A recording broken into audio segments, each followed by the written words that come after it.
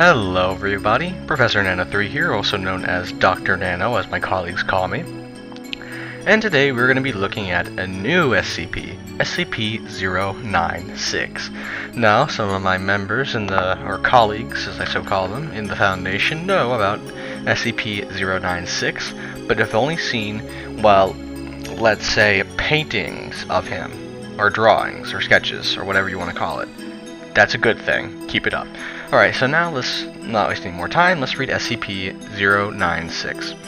SCP-096 is a humanoid creature measuring approximately 2.38 meters in height. I don't care. Google what it is in American system.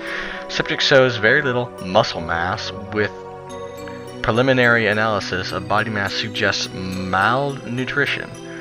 Arms are grossly out of proportion with the rest of the subject's body, with an approximate length of 1.5 meters each. Skin is mostly devoid of pigmentation with no sign of any body hair.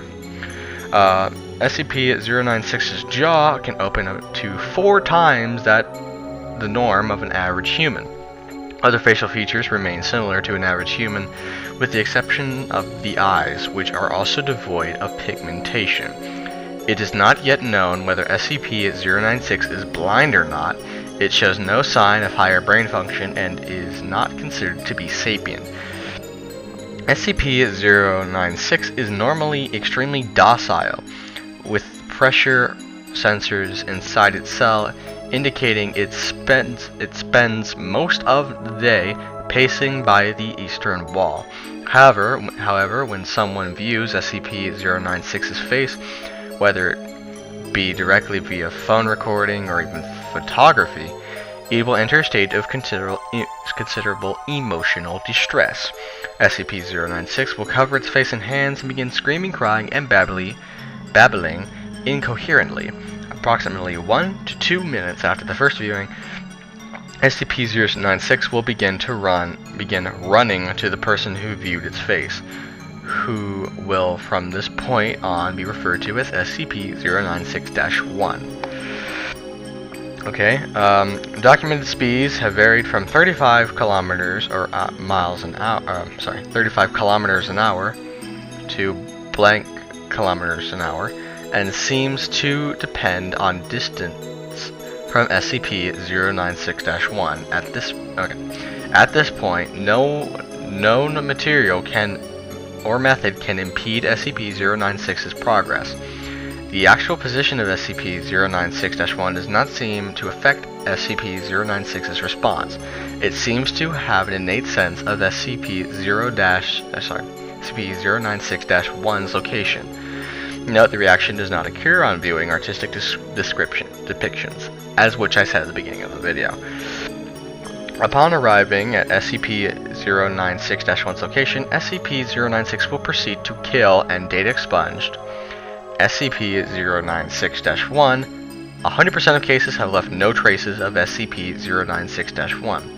SCP-096 will sit down for several minutes before regaining its composure and becoming docile once again. It will then attempt to make its way back to its natural habitat, data expunged.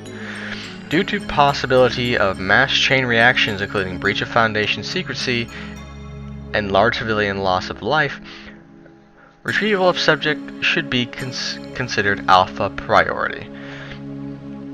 Alright, so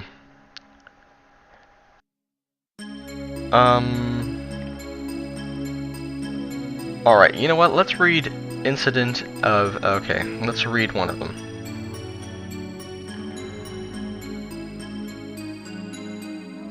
Oh wow, I can't find it anymore. Oh, okay, I can't find it.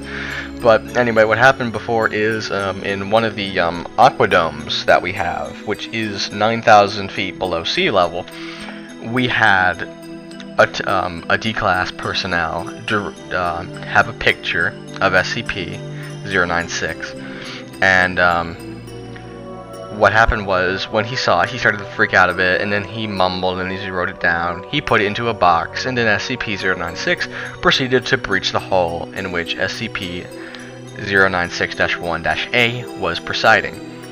after a few quick studies and tests, apparently looking at the, let's say, depicted art, he didn't do anything. He was just like, I'm good. In a way, I'm dumbing that down for you to say he didn't freak out, or it didn't freak out.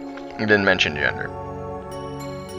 So yeah, basically it's just a man or entity, or I'm gonna say humanoid, that has mild nutrition that can just go through anything to kill you.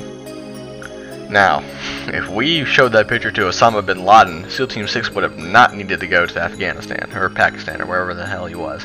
Anyway, so this has been SCP Readings, SCP-096. Remember, art is fine, pictures and photography and video are not. Tune in for the next one. Bye-bye.